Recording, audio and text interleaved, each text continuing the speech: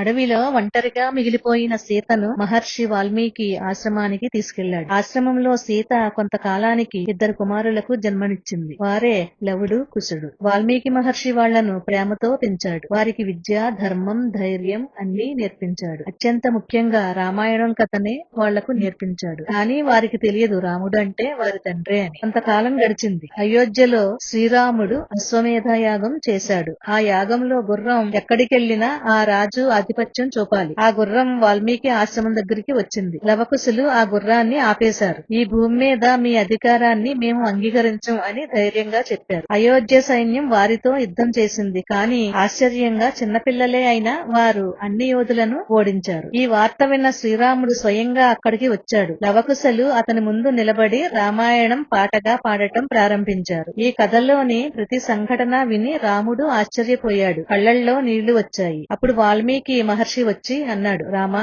వీళ్ళు నీ కుమారులు లవుడు, కుశుడు. అది విన్న రాముడు ఒక్కసారిగా స్తంభించిపోయాడు. ఆనందం, బాధ కలిసి కళ్లల్లో కన్నీళ్లుగా వచ్చాయి. సీతను సభలోకి తీసుకొచ్చారు. ఆమె తన పవిత్రతను మళ్లీ నిరూపించడానికి భూమాతను ప్రార్థించింది. నేను ఎప్పుడూ ధర్మాన్ని పాటించి ఉంటే నన్ను నీలో కలుపుకో అని అంది. అప్పుడు భూమి చీలి సీతను తనలో కలుపుకుంది. ఇలాంటి వీడియోల కోసం మా ఛానల్ ను సబ్స్క్రైబ్ చేయండి, లైక్ చేయండి, షేర్ చేయండి.